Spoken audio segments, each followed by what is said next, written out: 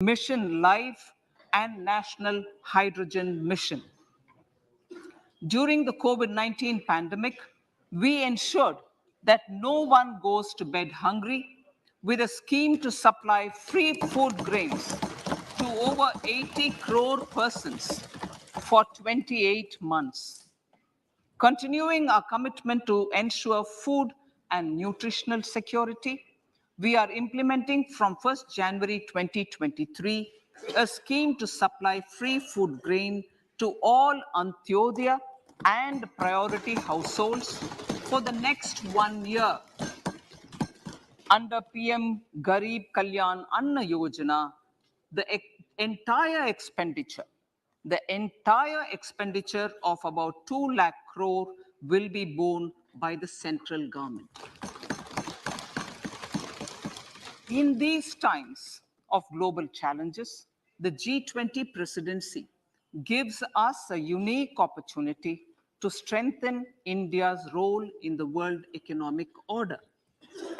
With the theme of Vasudhaiva Kutumbakam, we are steering an ambitious, people-centric agenda to address global challenges and to facilitate sustainable economic development. The government's efforts since 2014 have ensured for all citizens a better quality of life and life of dignity. The per capita income has more than doubled to 1.97 lakh rupees. In these 9 years, the Indian economy has increased in size from being 10th to 5th largest in the world. We have significantly improved our position as well as a well-governed and innovative country with a conducive environment for business as reflected in several global indices. We have made a significant progress in many sustainable development goals. The economy has become a lot more formalized as reflected in the EPFO membership, more than doubling to 27 crore and rupees 7,400 crore digital payments of 126 lakh crore rupees through UPI in 2022. The efficient implementation of many schemes with universalization of targeted benefits has resulted in inclusive development. Some of the schemes are 11.7 crore household toilets under Swachh Bharat mission, which is achieved, 9.6 crore LPG connections under Ujjwala, 220 crore COVID vaccination of 102 crore persons, 47.8 crore PM Jan Dhan bank accounts,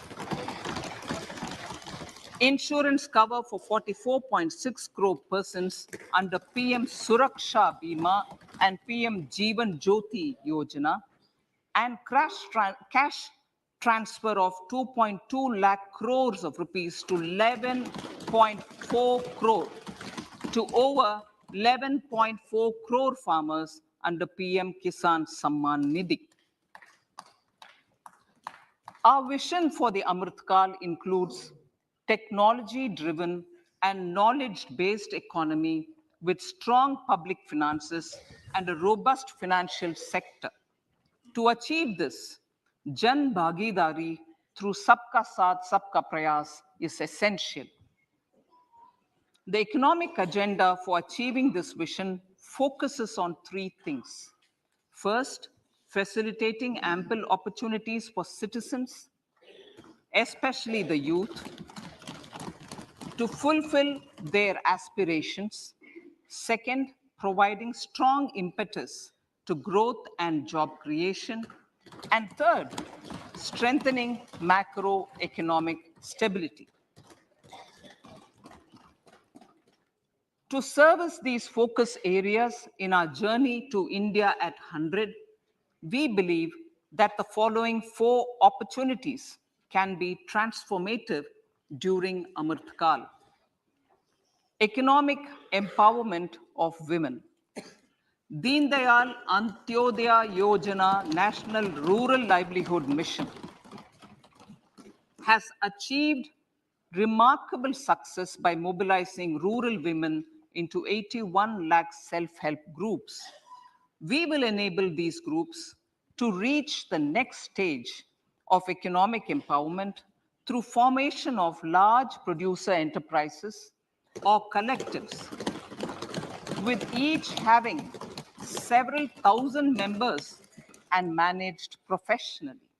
They will be helped with raw materials supply and for better design, quality, branding, and marketing of their products. Through supporting these policies, they will be enabled to scale up their operations to serve the large consumer markets, as has been the case with the several startups growing into unicorns. PM Vishwakarma Kaushal Samman, PM Vikas. For centuries, traditional artisans and craftspeople who work with their hands using tools have brought renown for India. They're generally referred to as Vishwakarma. The art and the handicraft created by them represents the true spirit of Atmanirbhar Bharat. For the first time, a package of assistance for them has been conceptualized. The new scheme will enable them to improve the quality, scale, and reach of their products, integrating them with the MSME value chain. The components of the scheme will include not only financial support, but also access to advanced skill training, knowledge of modern digital techniques, and efficient green technologies, brand promotion, linkage with local and global markets, digital payments, and social security. This will greatly benefit the scheduled castes, scheduled tribes, OBCs, women, and people belonging to the weaker sections. Tourism. The country offers immense attraction for domestic as well as foreign tourists. There is a large potential to be tapped in tourism. The sector holds huge opportunities for jobs and entrepreneurship for youth in particular. Promotion of tourism will be taken up on mission mode with active participation of states, convergence of government programs, and public-private partnerships. Green growth. We are implementing many programs for green fuel, green energy, green farming, green mobility, green buildings, and green equipment, and policies for efficient use of energy across various economic sectors. These green growth efforts help in reducing carbon intensity of the economy and provides for large-scale green job opportunities.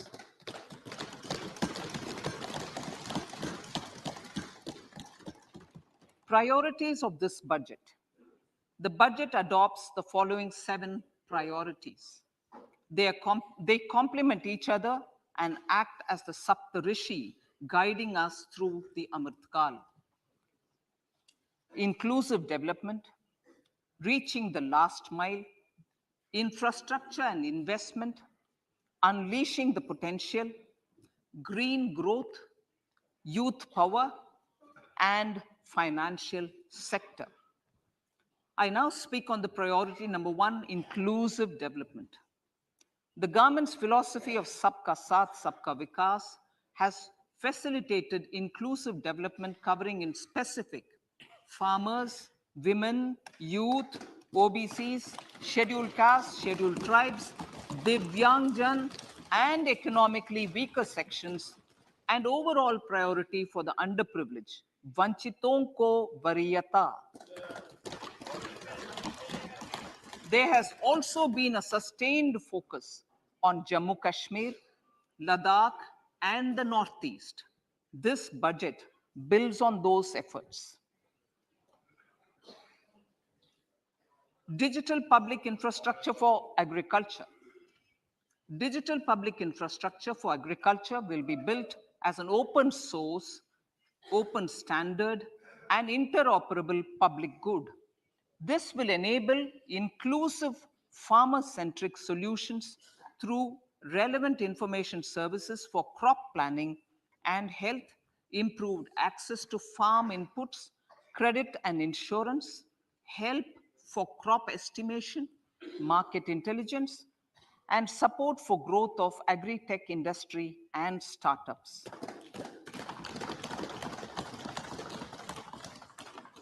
An agriculture accelerator fund. An agriculture accelerator fund will be set up to encourage agri startups by young entrepreneurs in rural areas. The fund will aim at bringing innovative and affordable solutions for challenges faced by farmers. It will also bring in modern technologies to transform agricultural practices, increase productivity and profitability. To enhance the productivity of extra long staple cotton, we will adopt a cluster-based and value chain approach through public-private partnerships. This will mean collaboration between farmers, state, and industry for input supplies, extension services, and market linkages.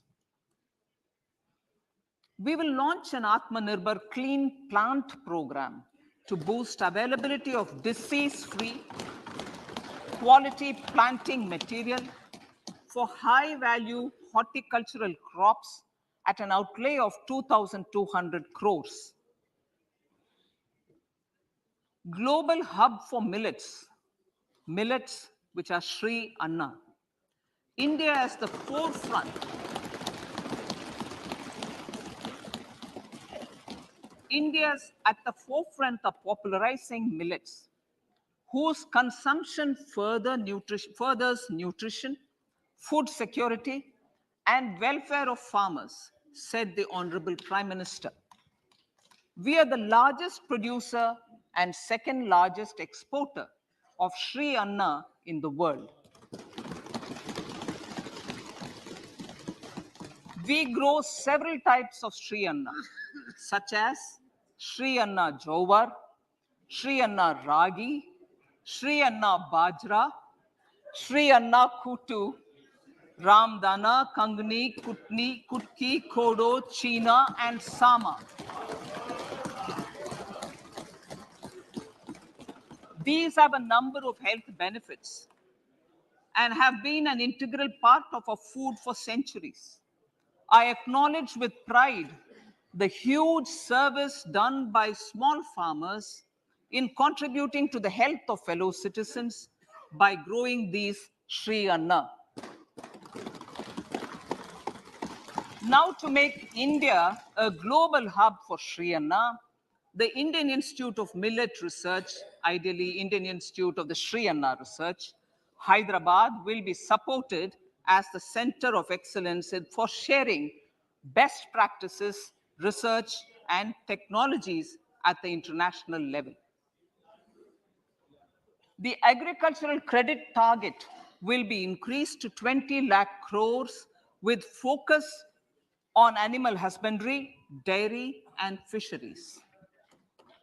We will launch a new sub-scheme of PM Matsya Sampada Yojana, which is an existing scheme, but we launch a new sub-scheme with targeted investment of 6,000 crores to further enable activities of fishermen, fish vendors, and micro and small entrepreneurs, improve value chain efficiencies, and expand the market. For farmers, especially small and marginal farmers and other marginalized sections, the government is promoting cooperative-based economic development model. A new Ministry of Cooperation was formed with a mandate to realize the vision of Sahkar se Samriddhi. To realize this vision, the government has already initiated computerization of 63,000 primary agricultural credit societies with an investment of 2,560 crores, 2,516 crores. In consultation with all the stakeholders and the states, model bylaws for PACS were formulated, enabling them to become multi-purpose PACS. A national cooperative database is being prepared for countrywide mapping of cooperative societies. With this backdrop, we will implement a plan to set up massive decentralized storage capacity.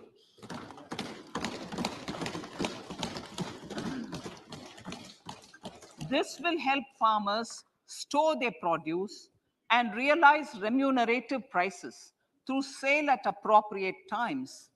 The government will also facilitate setting up of a large number of multi-purpose cooperative societies, primary fishery societies, and dairy cooperative societies in uncovered panchayat and villages in the next 5 years.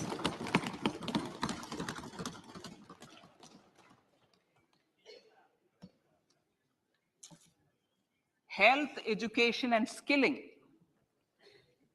157 new nursing colleges will be established in co-location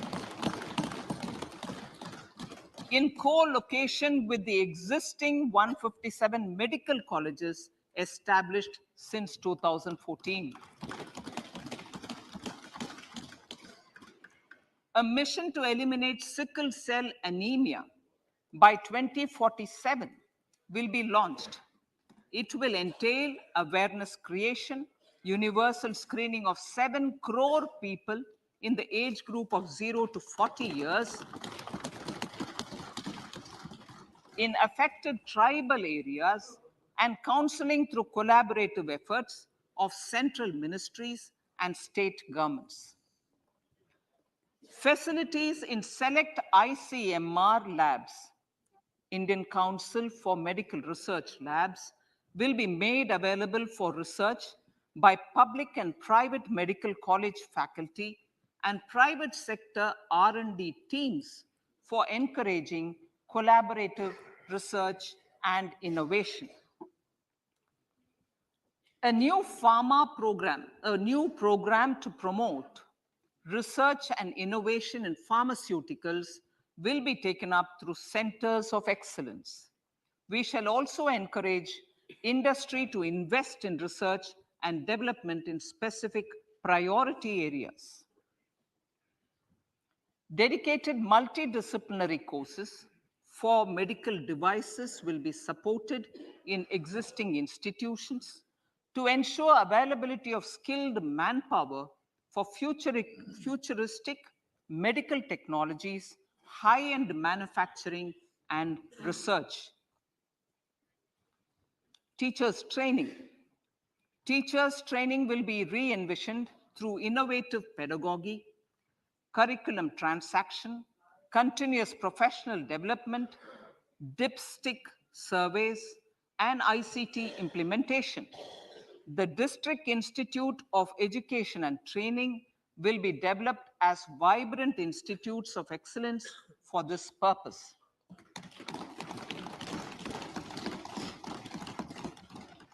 National Digital Library for Children and Adolescents.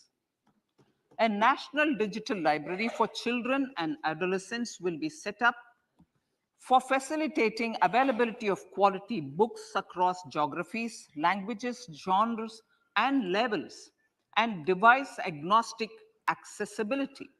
States will be encouraged to set up physical libraries for them at panchayat and ward levels and provide infrastructure for accessing the National Digital Library resources. Additionally, to build a culture of reading and to make up for pandemic time learning loss, the National Book Trust, the Children's Book Trust, and other sources will be encouraged to provide and replenish non-curricular titles in regional languages and in English to these physical libraries. Collaboration with NGOs that work in literacy will also be a part of this initiative to inculcate financial literacy. Financial sector regulators and organizations will be encouraged to provide age-appropriate reading material to these libraries. I move to priority 2, reaching the last mile. Prime Minister Vajpayee's government had formed the Ministry of Tribal Affairs and the Department of Development of Northeast Region to provide a sharper focus to the objective of reaching the last mile. Our government has formed the ministries of Ayush, Fisheries, Animal Husbandry and Dairying, Skill Development, Jal Shakti, and Cooperation. Building on the success of the Aspirational Districts program, the government has recently launched the Aspirational Blocks program, covering 500 blocks for saturation of essential government services across multiple domains such as health, nutrition, education, agriculture, water resources, financial inclusion, skill development, and basic infrastructure. Manya Speaker, sir, Pradhan Mantri PBTG, which is Primitive Vulnerable Tribal Groups Development Mission, is being launched. To improve socio-economic conditions of the particularly vulnerable tribal groups, the PBTGs as we refer them to, Pradhan Mantri PBTG Development Mission will be launched. This will saturate PBTG families and habitations with basic facilities such as safe housing, clean drinking water and sanitation, improved access to education, health, nutrition, road and telecom connectivity, and sustainable livelihood opportunities. An amount of 15,000 crores will be made available to implement the mission in the next 3 years under the Development Action Plan for the Scheduled Tribes. Ekalavya Model Residential Schools. In the next 3 years, Center will recruit 38,800 teachers and support staff for the 740 Ekalavya Model Residential Schools, which is serving 3.5 lakh tribal students.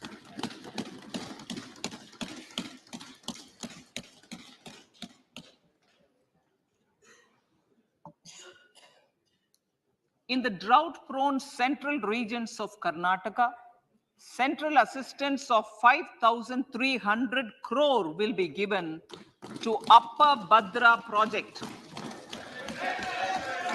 to provide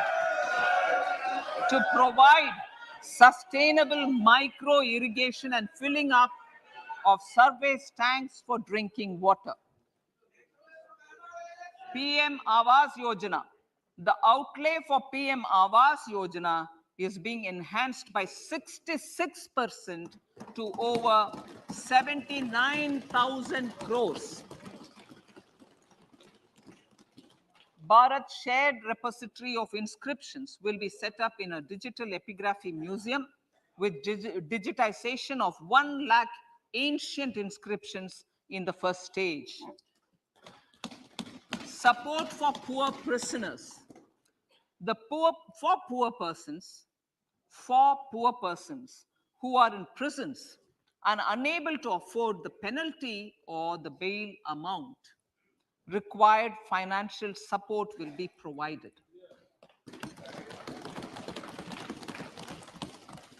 Priority number 3, infrastructure and investment.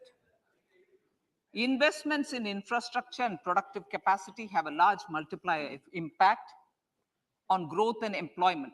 After the subdued period of the pandemic, private investments are growing again. The budget takes the lead once again to ramp up the virtuous cycle of investment and job creation. Honorable Speaker, sir, the capital investment outlay is being increased steeply for the third year in a row by 33% to 10 lakh crores, which would be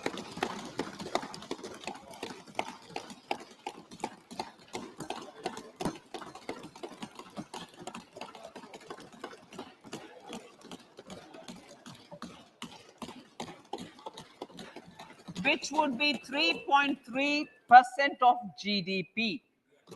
This will almost be 3 times the outlay made in 2019-20.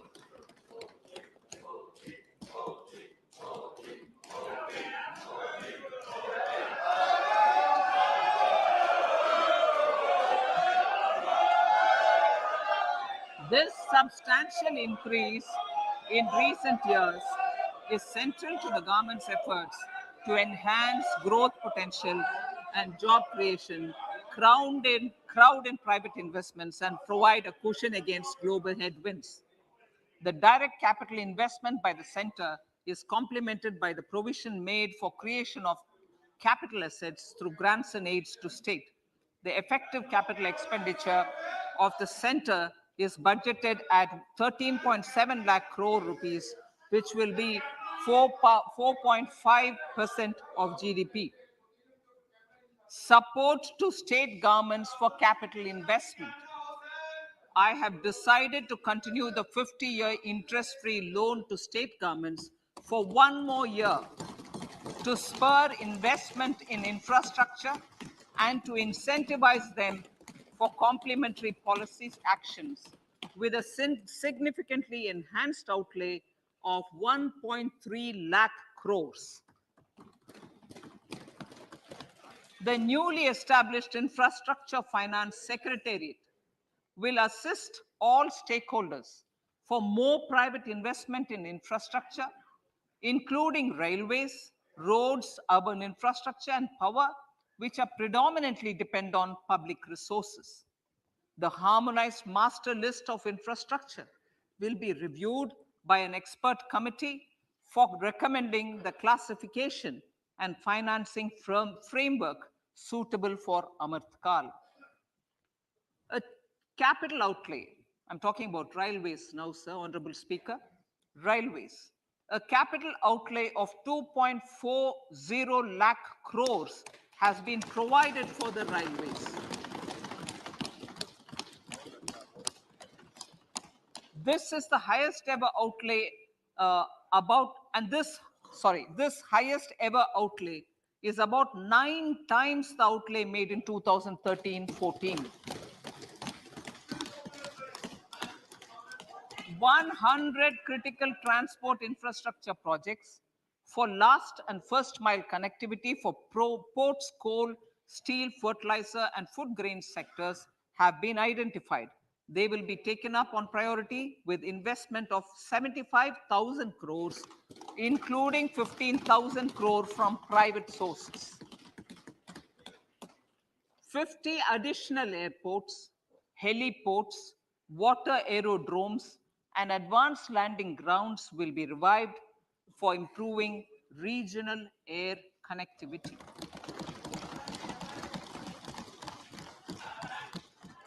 Sustainable cities for tomorrow.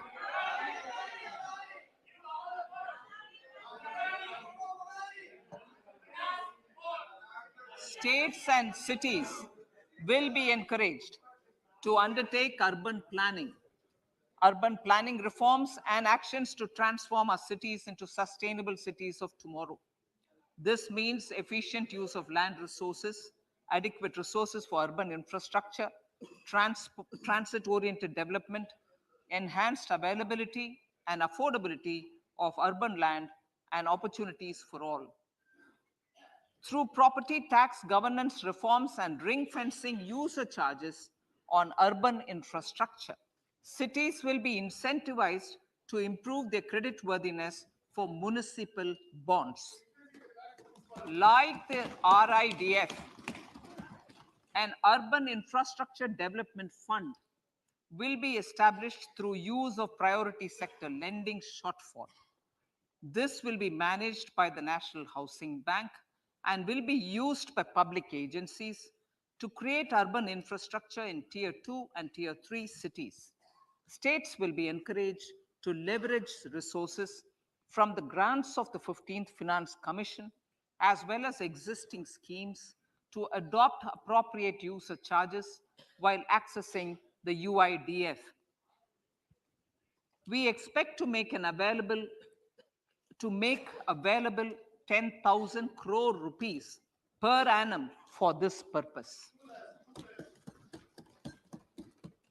All cities and towns will be enabled for 100% mechanical desludging of septic tanks and sewers to transition from manhole to machine hole mode.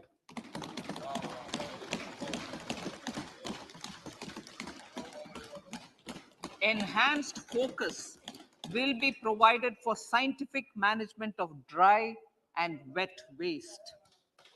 Honorable Speaker, sir, our Prime Minister had said, good governance is the key to a nation's progress.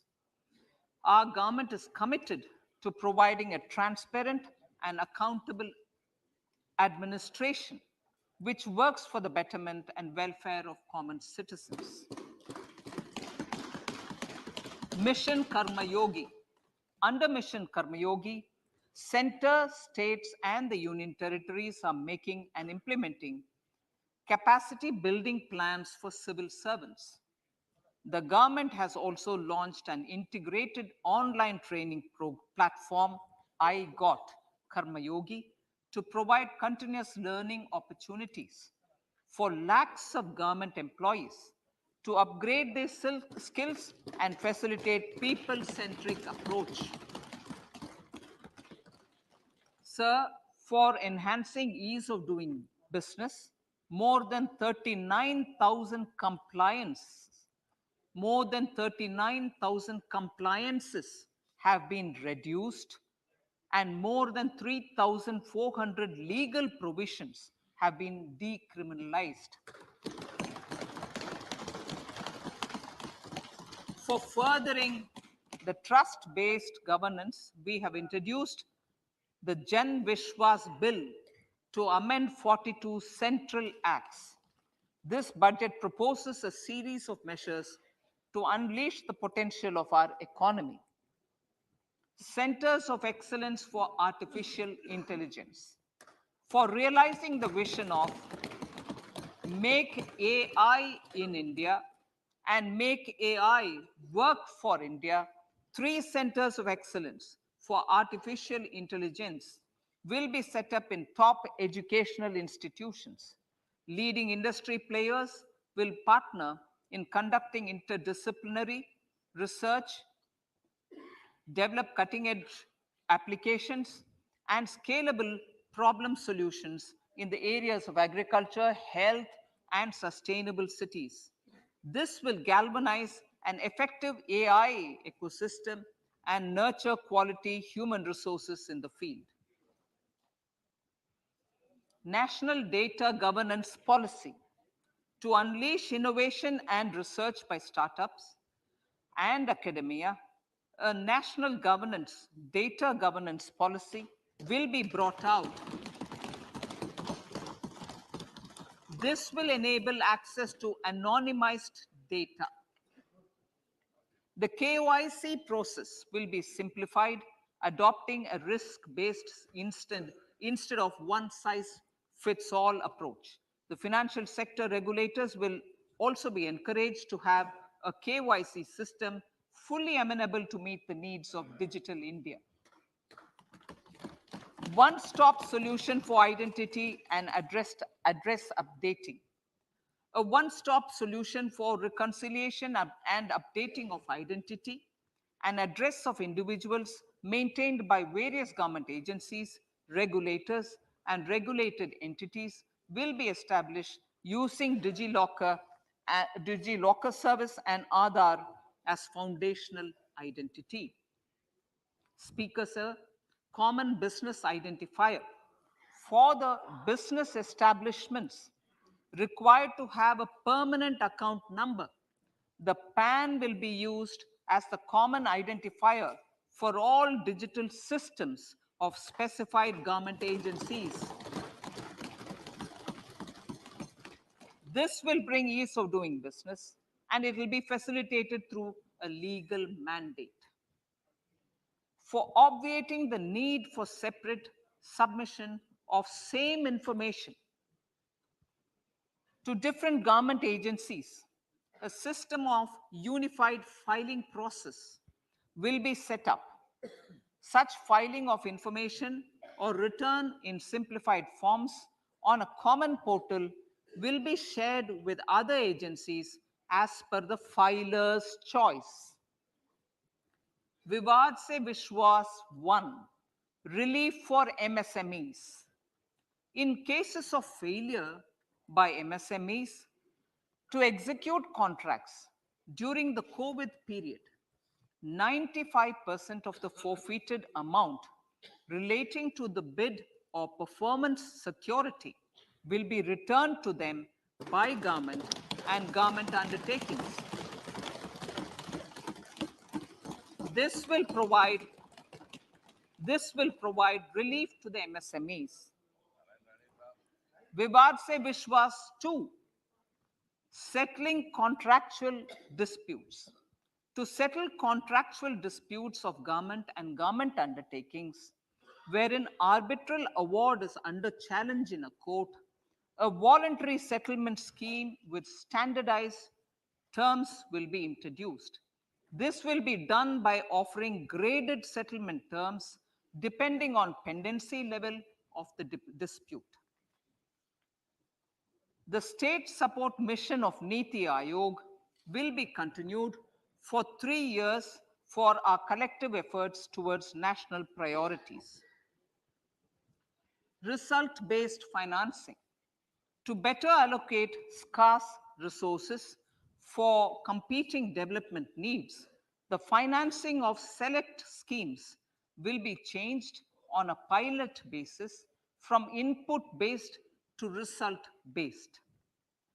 E-courts. For efficient administration of justice, phase 3 of e-courts projects phase 3 of the e-courts project will be launched with an outlay of 7,000 crores. Fintech services in India have been facilitated by our digital public infrastructure, including Aadhaar, PM Jan Dhan Yojana, Video, KYC, India Stack, and UPI. To enable more fintech innovative services, the scope of documents available in DigiLocker for individuals will be expanded. An entity DigiLocker will be set up for the use by MSMEs, large businesses, and also charitable trusts. This will be towards storing and sharing documents online securely whenever needed with various authorities, regulators, banks, and other business entities. 5G services. 100 labs for developing applications using 5G services will be set up in engineering institutions.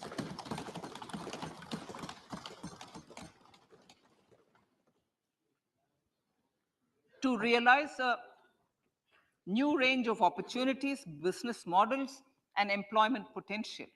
The labs will cover, among others, applications such as smart classrooms, precision farming, intelligent transport systems, and healthcare applications. Lab-grown diamonds. Lab-grown diamonds is a technology and innovation-driven emerging sector with high employment potential.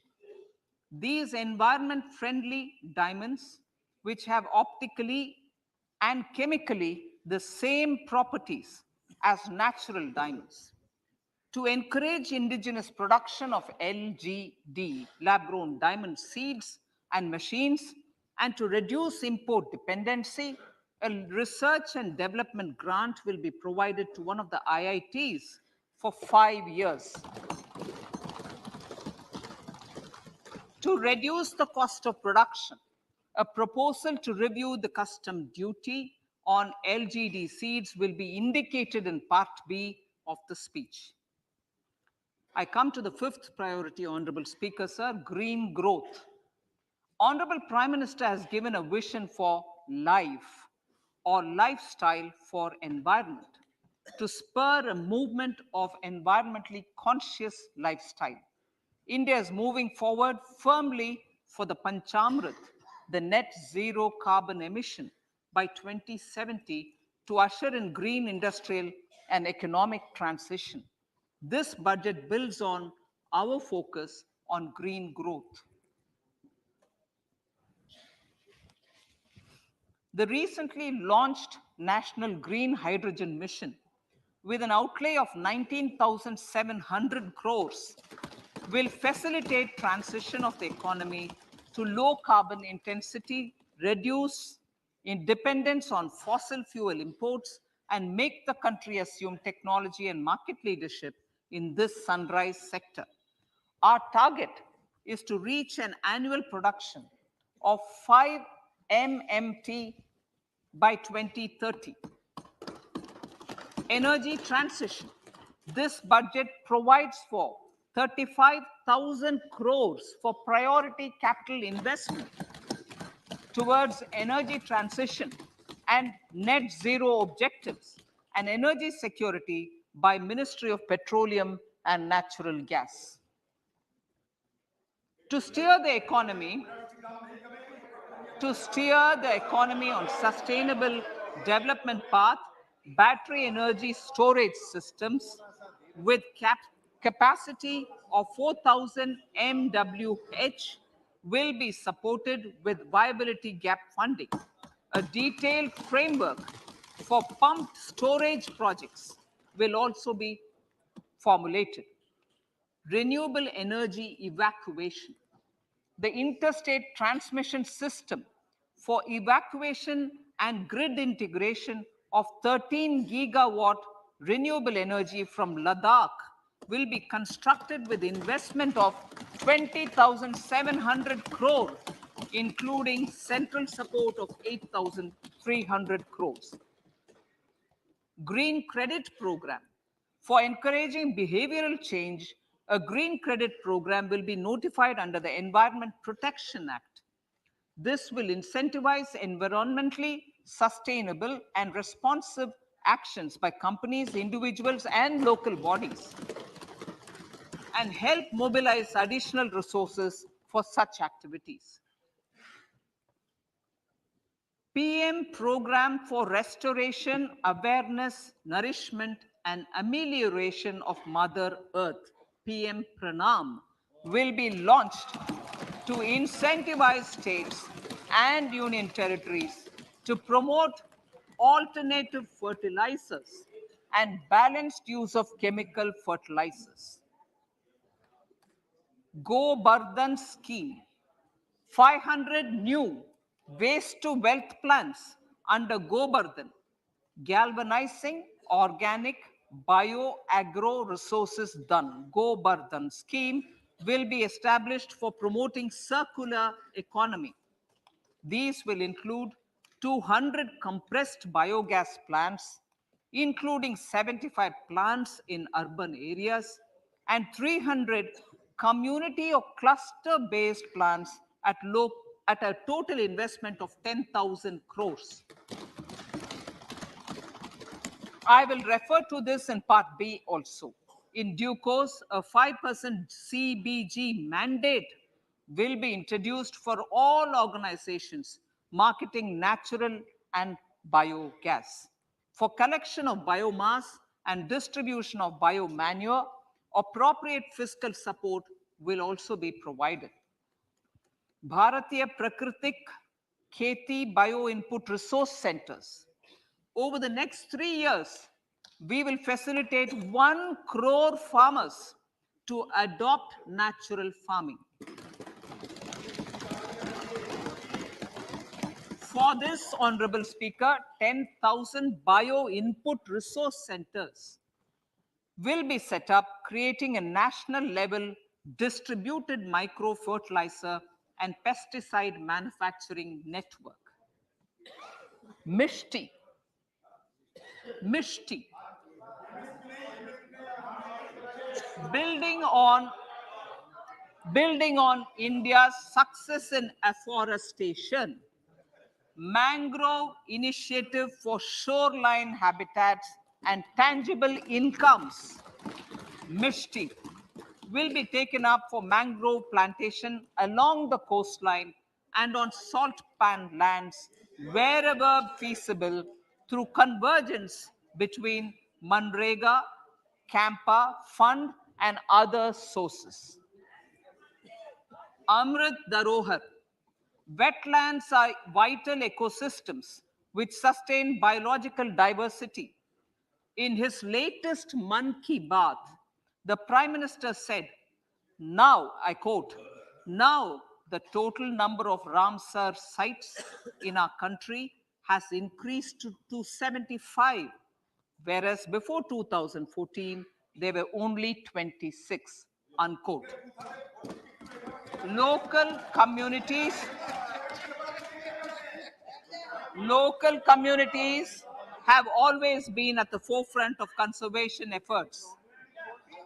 The government will promote their unique conservation values through Amrit Dharohar, a scheme that will be implemented over the next 3 years to encourage optimal use of wetlands and enhance biodiversity, carbon stock, ecotourism opportunities, and income generation for local communities. Coastal shipping. Coastal shipping will be promoted as the energy efficient and lower cost mode of transport, both for passengers and freight, through PPP mode with viability gap funding. Vehicle replacement. Vehicle replacement is an important continuing policy, replacing the old political, I know, replacing, absolutely, thank you. Replacing old polluting vehicles may be applicable, right? Replacing old polluting vehicles is an important part of greening our economy. In furtherance of the vehicle scrapping policy mentioned in Budget 21-22, I have allocated adequate funds to scrap old vehicles of the central government.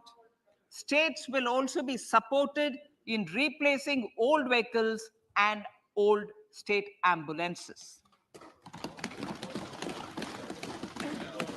Honorable Speaker, sir, I move to priority 6, youth power.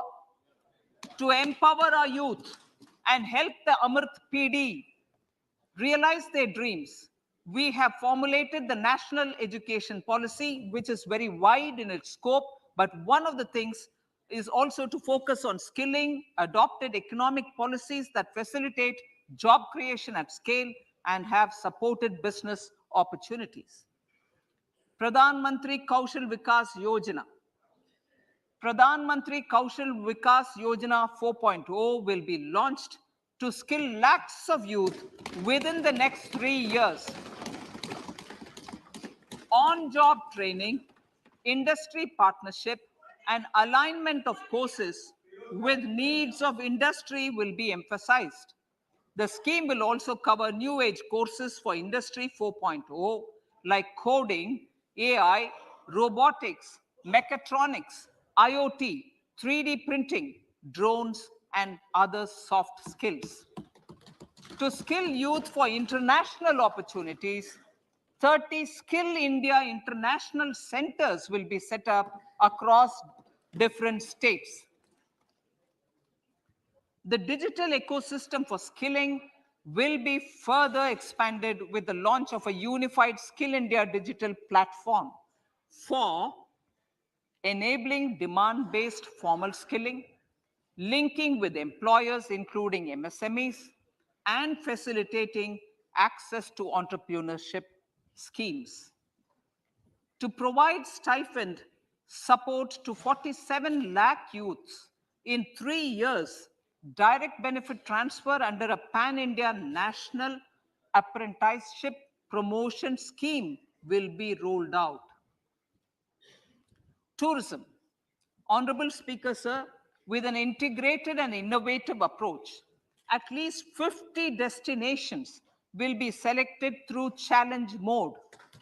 In addition, to aspects such as physical connectivity, virtual connectivity, tourist guides, high standards for food streets, and tourist security, all the relevant aspects would be made available on an app to enhance tourist experience. Every destination would be developed as a complete package. The focus of development of tourism would be on domestic as well as foreign tourists.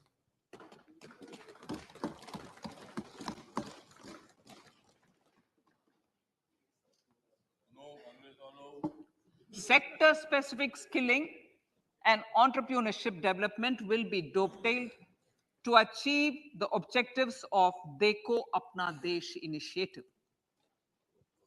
This was launched as an appeal by the Honorable Prime Minister to the middle class to prefer domestic tourism over international tourism. The integrated development of theme-based tourist circuits, the Swadesh Darshan scheme, was also launched. Under the Vibrant Villages program, tourism infrastructure and amenities will be facilitated in border villages. Unity Mall. States will be encouraged to set up a Unity Mall in their state capital or most prominent tourism center or the financial capital for promotion and sale of their one district, one product and GI products and other handicraft products, and for providing space for such products of all other states as well. Sir, priority number 7, financial sector. Our reforms in the financial sector and innovative use of technology have led to financial inclusion at scale, better and faster service delivery, ease of access to credit, and participation in financial markets. This budget proposes to further these measures. Credit guarantee for MSMEs. Last year, I proposed revamping of the credit guarantee scheme for the MSMEs. I am happy to announce that the revamped scheme will take effect from 1st April 2023 through infusion of 9,000 crores in the corpus. This will enable additional collateral-free guaranteed credit of 2 lakh crores of rupees. Further, the cost of credit will be reduced by about 1%. A national financial information registry will be set up to serve as the central repository of financial and ancillary information. This will facilitate efficient flow of credit, promote financial inclusion, and foster financial stability. A new legislative framework will govern this credit public infrastructure and will be designed in consultation with the RBI. To meet the needs of Amritkal and to facilitate optimum regulation in the financial sector, public consultation, as necessary and feasible, will be brought to the process of regulation making and issuing subsidiary directions. To simplify, to ease, and to reduce cost of compliance, financial sector regulators will be requested to carry out a comprehensive review of existing regulations.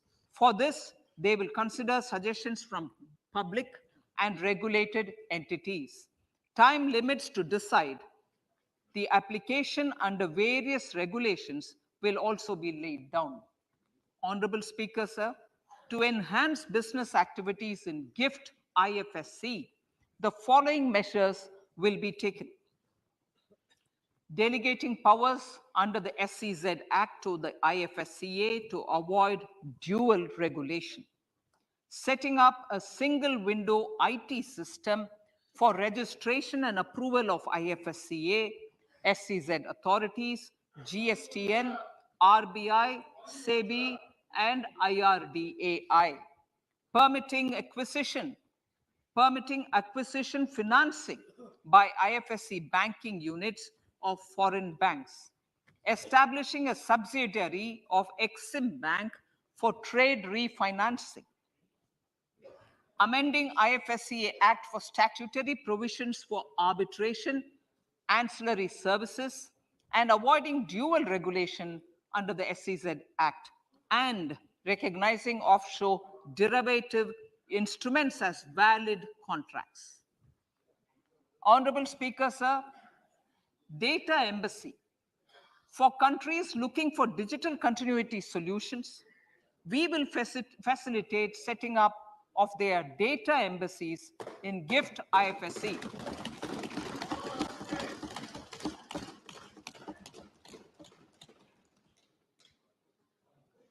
Improving governance and investor protection in banking sector.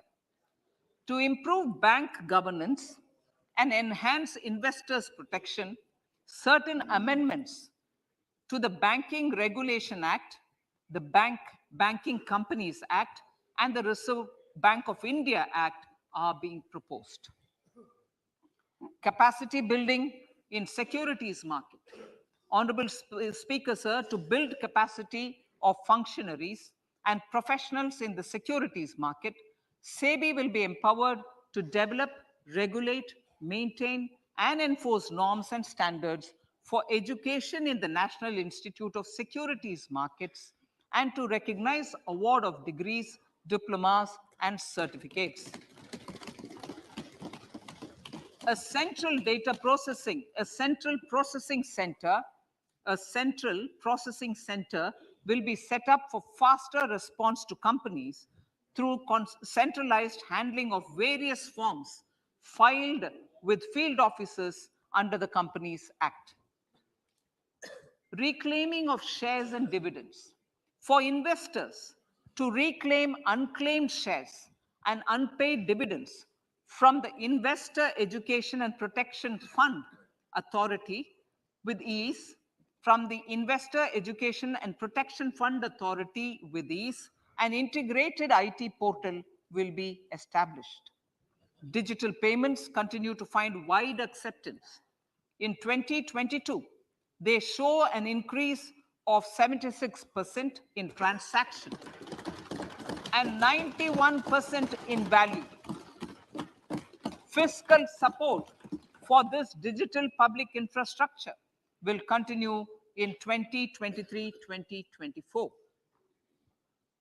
Azadi Ka Amrit Mahotsav, Mahila Samman Bachat Patra. For commemorating Azadi Ka Amrit Mahotsav, a one-time new small savings scheme, Mahila Samman Savings Patra or Savings Certificate, Mahila Samman Savings Certificate will be made available for a 2-year period up to March 2025. This will offer deposit facility up to 2 lakh in the name of a woman or girls for a tenure of 2 years at fixed interest rate of 7.5% with partial withdrawal option. Senior citizens. The maximum deposit limit for senior citizens savings scheme will be enhanced from 15 lakh to 30 lakhs of rupees. The maximum deposit limit for monthly income account scheme will be enhanced from 4.5 lakh to 9 lakh for single account and from 9 lakh to 15 lakh for joint account. Honorable Speaker, sir, fiscal management. 50 years interest-free loan to states. The entire 50-year loan to states has to be spent on capital expenditure within 2023-24. Most of this will be at the discretion of the states, but a part will be conditional on states increasing their actual capital expenditure. Parts of the outlay will also be linked to or allocated for the following purposes: scrapping old government vehicles, urban planning reforms and actions, financing reforms in urban local bodies to make them credit-worthy for municipal bonds, housing for police personnel above or as part of the police station, constructing unity malls, children and adolescent libraries and digital infrastructure, and state share of capital expenditure of central schemes. Honorable Speaker, sir, fiscal deficit of states. States will be allowed a fiscal deficit of 3.5% of GSDP, of which 0.5% will be tied to power sector reforms. Revised estimates 2022 to 2023. The revised estimate, Honorable Speaker, sir, of the total receipts other than borrowing is 24.3 lakh crores, of which the net tax receipts are 20.9 lakh crores. The revised estimate of the total expenditure is 41.9 lakh crores of rupees, of which the capital expenditure is about 7.3 lakh crores. The revised estimate of the fiscal deficit is 6.4% of GDP, adhering to the budget estimate. So budget estimates of 2023-24. Coming to 2023-24, the total receipts other than borrowings and the total expenditure are estimated at 27.2 lakh crores and 45 lakh crores respectively. The net tax receipts are estimated at 23.3 lakh crores. The fiscal deficit is estimated to be 5.9% of the GDP. In my budget speech for 21-22, I had announced that we plan to continue the path of fiscal consolidation, reaching a fiscal deficit of below 4.5% by 2025-26, with a fairly steady decline over the period. We have adhered to this path, and I reiterate my intention to bring the fiscal deficit below 4.5% of GDP by 2025-26. To finance the fiscal deficit in 2023-24, the net market borrowings from dated securities are estimated at 11.8 lakh crores. The balance financing is expected to come from small savings and other sources. The gross market borrowings are estimated at 15.43 lakh crores of rupees. Honorable Speaker, sir, I now move to Part B.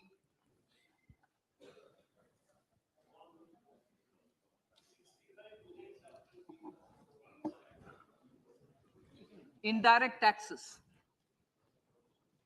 My indirect tax proposals will aim to promote exports, boost domestic manufacturing, enhance domestic value addition, encourage green energy and mobility. A simplified tax structure with fewer tax rates helps in reducing compliance burden and improving tax administration.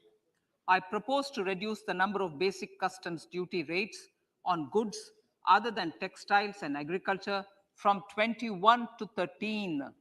As a result, there are minor changes in the basic custom duties, cesses and surcharges on some items including toys, bicycle, automobiles and naphtha. Green mobility. To avoid cascading of taxes on blended compressed natural gas, I propose to exempt excise duty on GST paid compressed biogas contained in it. To further provide impetus to green mobility, customs duty exemptions is being extended to import of capital goods and machinery required for manufacture of lithium ion cells for batteries used in electrical vehicles as well. Electronics, as a result of various initiatives of the government, including phased manufacturing program, mobile phone production in India has increased from 5.8 crore units valued at about 18,900 crore in 2014-15 to 31 crore units valued at 2,75,000 crore in the last financial year.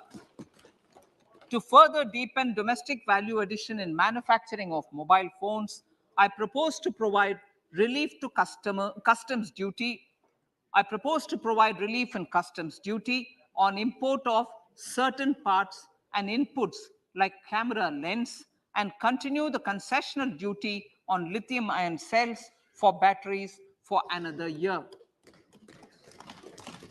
Similarly, to promote value addition in manufacture of televisions, I propose to reduce the basic customs duty on parts of open cells of TV panels to 2.5%.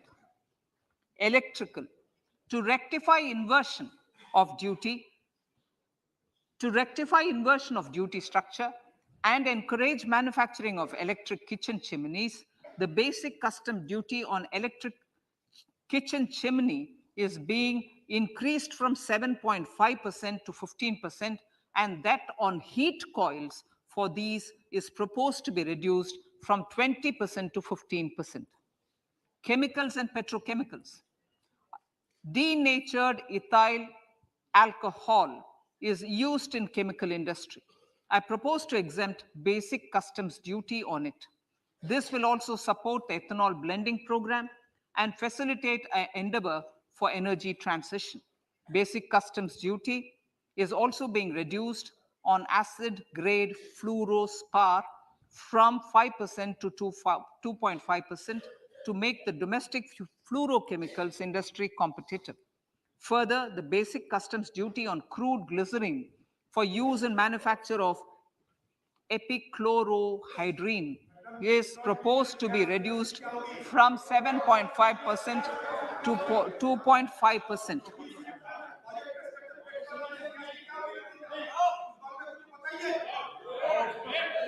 Marine products.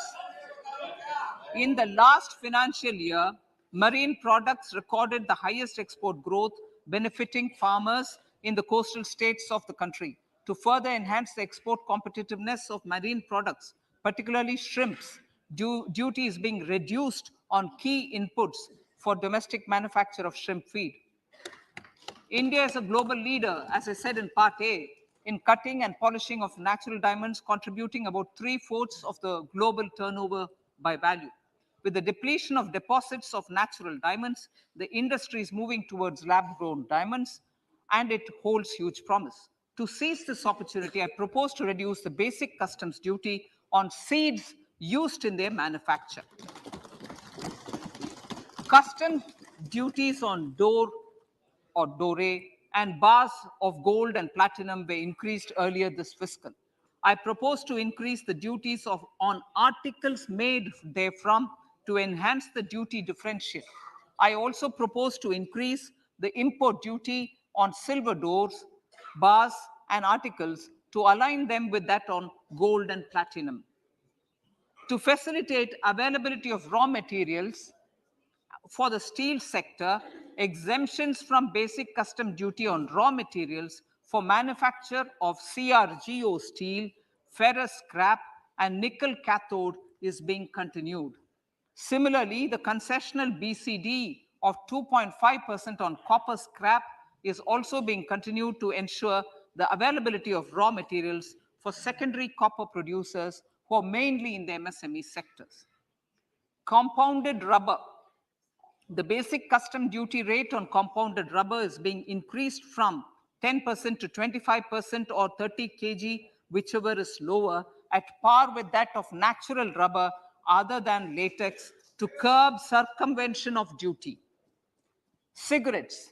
National calamity contingent duty on specified cigarettes was last revised 3 years ago. This is proposed to be revised upwards by about 16%. Direct taxes.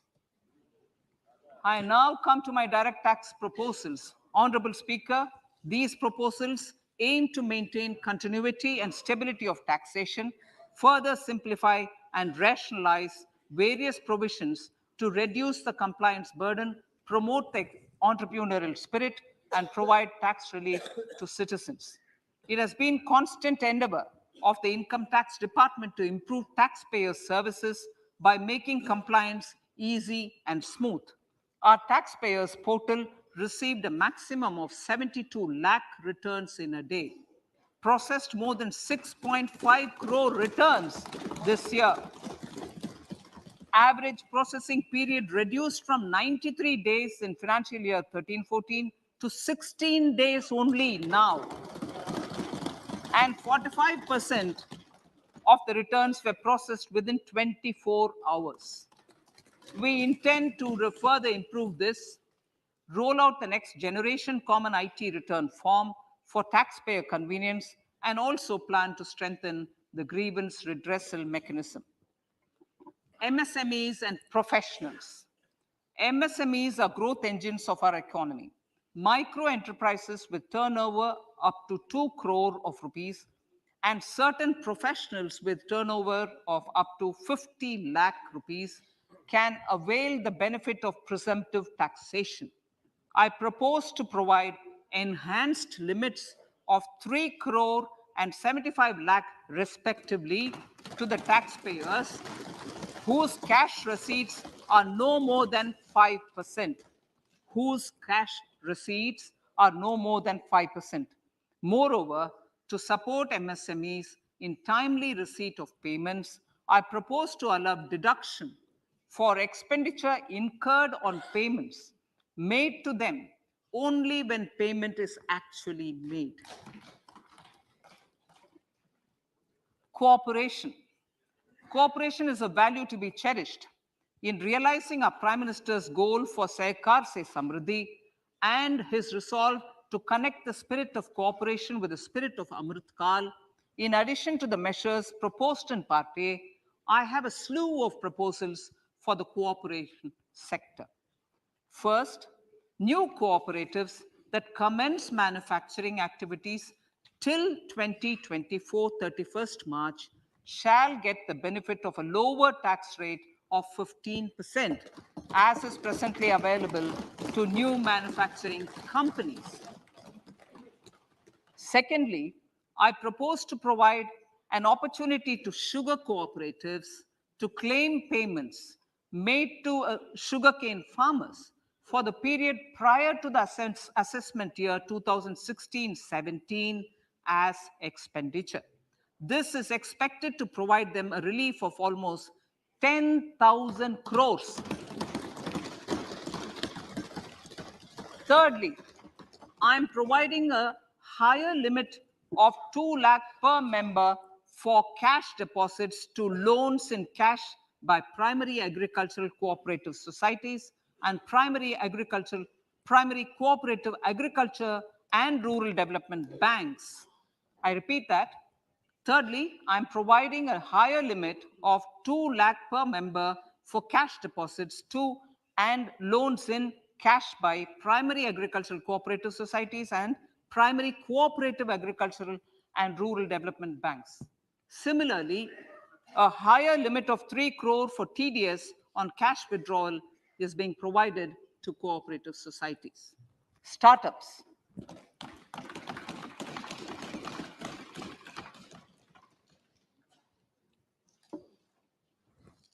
Entrepreneurship is vital for a country's economic development. We have taken a number of measures for startups and they have borne results. India is now the third largest ecosystem for startups globally and ranks second in innovation quality among middle income countries. I propose to extend the date of incorporation for income tax benefits to startups from 31/3/2023 to 31/3/2024. I further propose to provide the benefit of carry forward of losses on change of shareholding of startups from 7 years of incorporation to 10 years.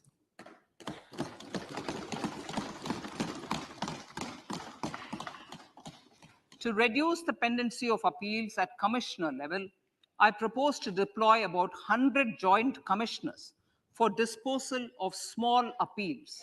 We shall also be more selective in taking up cases for scrutiny of returns already received this year. Better targeting of tax concessions.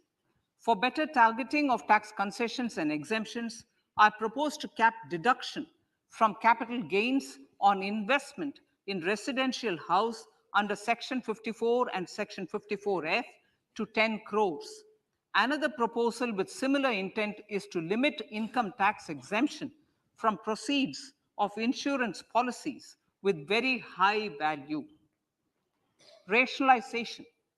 Honorable Speaker, sir, there are a number of proposals relating to rationalization and simplification. Income of authorities, boards, and commissions set up by statutes of union or state for the purpose of housing, development of cities, towns, and villages, and regulating and developing an activity or matter is proposed to be exempted from income tax. Other major measures in this direction are removing the minimum threshold of 10,000 for TDS and clarifying taxability relating to online gaming, not treating conversion of gold into electronic gold receipts and vice versa as capital gains, reducing the TDS rate from 30% to 20% on taxable portion of EPF withdrawals in non-PAN cases, and taxation on income for market-linked debentures. Other major proposals in the finance bill relate to the following: extension of period of tax benefits to funds relocating to IFSC, GIFT City till 31/3/2025, decriminalization under Section 276A of the Income Tax Act, allowing carry forward of losses on strategic disinvestment, including that of IDBI Bank, and providing EEE status to Agnivir Fund. Personal income tax.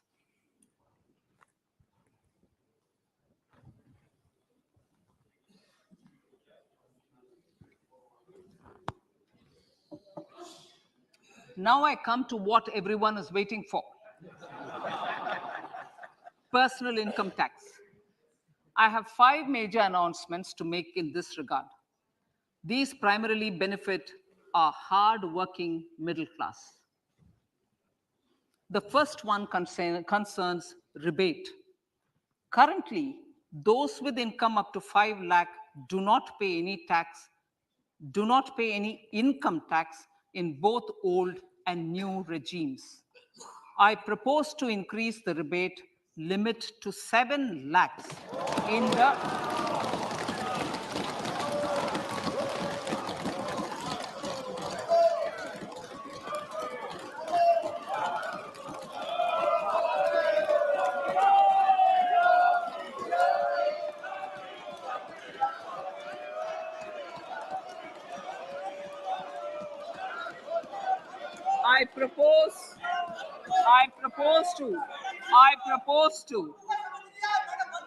I propose to increase the rebate limit to 7 lakh in the new tax regime. Thus, persons in the new tax regime with income up to 7 lakhs will not have to pay any tax at all. The second proposal relates to middle class individuals. I had introduced in the year 2020 the new personal income tax regime with 6 income slabs starting from 2.5 lakh. I propose to change the tax structure in this regime by reducing the number of slabs to 5 and increasing the tax exemption limit to 3 lakhs. The new tax rates are 0 to 3 lakh, nil. 3 to 6 lakhs, 5%. 6 to 9 lakhs, 10%. 9 to 12 lakh, 15%.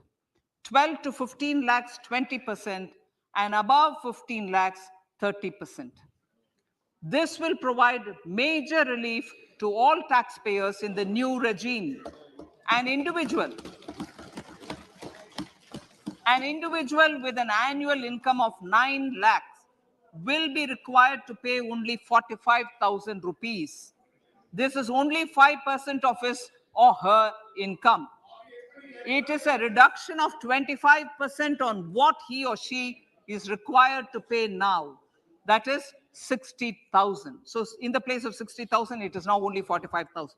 Similarly, an individual with an income of 15 lakh rupees would be required to pay only 1.5 lakh or 10% of his income or her income, a reduction of 20% from the existing liability of 1,87,500 rupees. My third proposal is for the salaried class and the pensioners, including family pensioners, for whom I propose to extend the benefit of standard deduction to the new tax regime. Each salaried person with an income of 15.5 lakh rupees or more will thus stand to benefit by 52,500 rupees. My fourth announcement in personal income tax is regarding the highest tax rate, which in our country is 42.74%. This is among the highest in the world. I propose to reduce the highest surcharge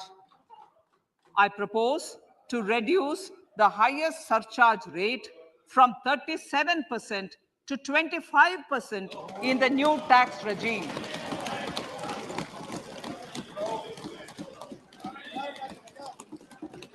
This would result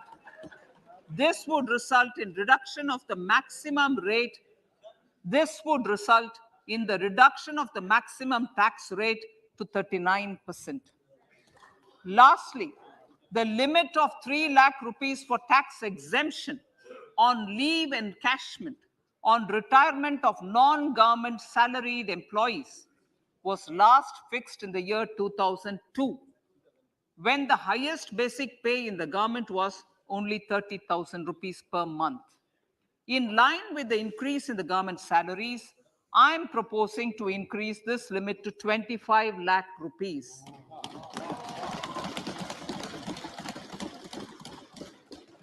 We are also making the new income tax regime as the default tax regime. However, citizens will continue to have the option to avail the benefit of the old tax regime. Apart from these, I'm also making some other changes as given in the annexure. As a result of these proposals, revenue of about 38,000 crore to 37,000 crore in direct taxes and rupees 1,000 crore in indirect taxes will be foregone, while revenue of about 3,000 crore will be additionally mobilized. Thus, the total revenue foregone is about 35,000 crores annually. Honorable Speaker, sir, with these words, I commend the budget to this August House.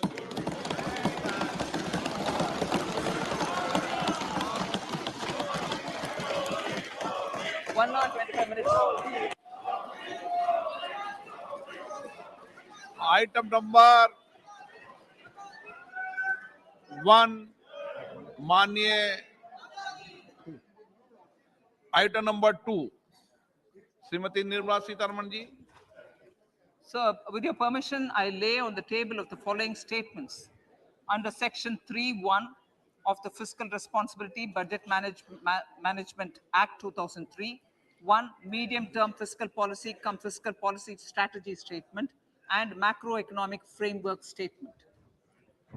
माननीय सदस्यगण, जैसा कि आपको समाचार भाग 2 के माध्यम से पहले ही सूचित किया जा चुका है कि माननीय वित्त मंत्री जी के बजट भाषण की प्रतियां हार्ड कॉपी के रूप में उपलब्ध कराई गई है. आप बजट भाषण की अपनी अपनी प्रति प्रकाशन पलक से ले लें. आपको ये भी सूचित किया जाता है कि माननीय मंत्री द्वारा बजट प्रस्तुत किए जाने के पश्चात उसकी प्रतियां आपको मेंबर्स पोर्टल के माध्यम से उपलब्ध करा दी जाएगी। आइटम नंबर 3, माननीय मंत्री जी, वित्त मंत्री जी। Sir, with your permission, I rise to move for leave to introduce the Finance Bill 2023. प्रश्न ये है कि विधेयक को पुनर्स्थापित करने की अनुमति प्रदान की जाए। जो सदस्य इसके पक्ष में हाँ कहें, जो सदस्य विरोध में ना कहें। मेरे विचार में निर्णय हाँ वालों के पक्ष में, हाँ वालों के पक्ष में। माननीय मंत्री जी विधेयक को पुनर्स्थापित करें। Sir, I introduce the bill. सभा की कार्रवाई कल गुरुवार दिनांक 2 फरवरी 2023 को प्राप्त 11 बजे तक के लिए स्थगित की जाती है।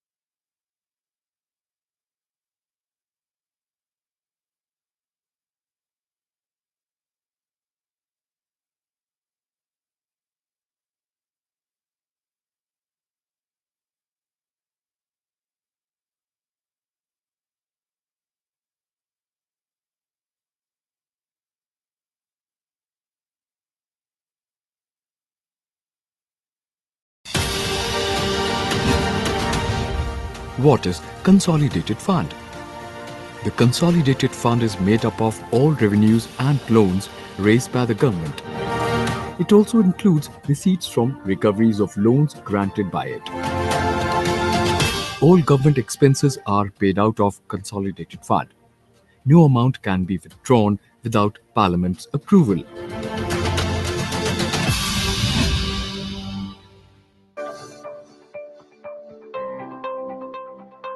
संसद की प्रक्रिया। हमारी संसद की इस कड़ी में आज चर्चा उन प्रक्रियाओं की जिन्हें आप बार बार सुनते हैं। आज बड़ी ही आसान भाषा में हम आपको इस बारे में बताने जा रहे हैं। सबसे पहले स्थगन, एडजर्नमेंट। स्थगन एक निश्चित समय के सदन की कार्यवाही को निलंबित कर देता है, जो घंटे, दिन या सप्ताह का हो सकता है, लेकिन वो तय होता है। सदन की कार्यवाही को स्थगित करने की शक्ति सदन के पीठासीन अधिकारी के पास होती है।